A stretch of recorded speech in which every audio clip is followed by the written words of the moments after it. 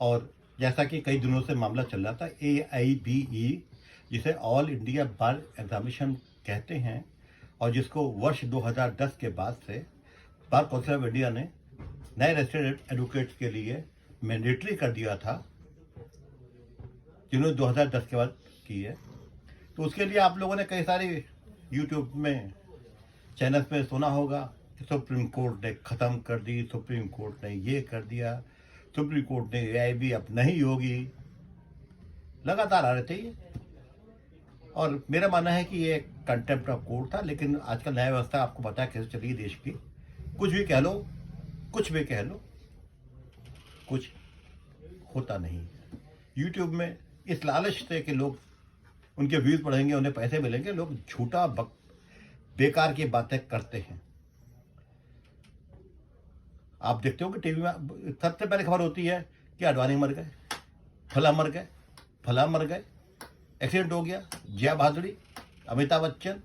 और हम लोग देखते हैं उसको, लाखों व्यूज देते हैं, क्योंकि हम लोगों के पास अपनी बुद्धि नहीं है।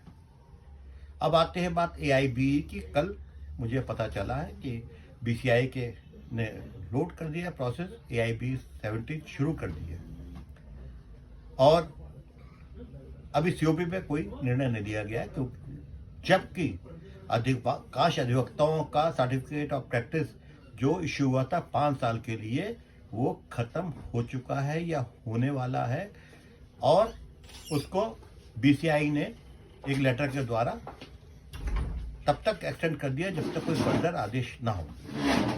जहाँ तक मुझे ज्ञान है, जो वकीलों के संबंध में बार काउंसिल ऑफ इंडिया कानून बनाती है, वो अप्रूवल जो होता है, that needs the approval of the central government. Law ministry का अप्रूवल चाहिए उसमें।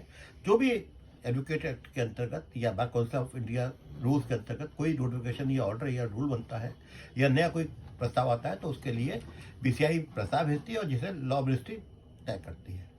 तो मुझे पूरा विश्वास है कि जो एक्सटेंशन किया गया है COP का टिल फर्दर ऑर्डर, वो भी लॉ मिनिस्ट्री के प्रोविजन से किया गया होगा। और अगर मैं कहीं कुछ चूक हो गई हो, तो फिर कल को ये सवाल आ सकता है कि जिस अधिवक्ता ने न्यायालय में अपना पक्ष प्रस्तुत किया था या सरकारी वकील ने पक्ष प्रस्तुत किया था, वो उस एडवोकेट नहीं था। अब जो AIB का जहाँ तक संबंध है, ये मामला मेरे ख्याल से 2010 से विचाराधीन है। पहले कई जगह कर्नाटक हाई कोर्ट में, केरल हाई कोर्ट में इसके खिलाफ लोगों ने याचिका दायर की गई, और उसमें एक आधा हाई कोर्ट ने शायद ये भी कह दिया था कि AIB के लिए उन्होंने शायद मना भी किया इस पेपर के लिए। फिर ऑनरेबल सुप्रीम कोर्ट ने बाद में अपना मंगा लिए, और अब तक यहाँ लंबित है वहाँ पे मामला, जबकि ये बहुत इंपॉर्टेंट बात थी, बहुत अर्जेंट बात थी। इसको तुरंत तय किया जाना चाहिए था माननीय सुप्रीम कोर्ट के द्वारा, क्योंकि कई अधिवक्ता जिन्होंने 2 साल में AIB पास नहीं की है, उनको वकालत करने का अधिकार समाप्त कर दिया गया है। अदालतें COP मांग रही हैं लोगों से, वकालतनामा के साथ COP नंबर मांग रहे हैं। तो अगर आज से 2 साल बाद, 3 साल बाद ये पुनर्जीवित हो जाता है कि AIB व्यवस्था जो है वो गलत थी या उसकी जरूरत नहीं है, तो उन अधिवक्ताओं जो टाइम खराब हुआ है, इसकी जवाबदेही किसकी होगी? ऑनरेबल सुप्रीम कोर्ट जब भी कोई ऑर्डर पास करता है, कोई हाई कोर्ट करता है, डिस्ट्रिक्ट कोर्ट भी करते हैं, तो अगर उनको लगता है कि इसमें ग्राउंड है इंटरफेयर करने का, तो आमतौर पे उस ऑर्डर को, आदेश को, कानून को, जो भी नोटिफिकेशन है, उसको स्टे कर देते हैं। इसमें नहीं किया गया। क्यों नहीं किया गया ये पता नहीं।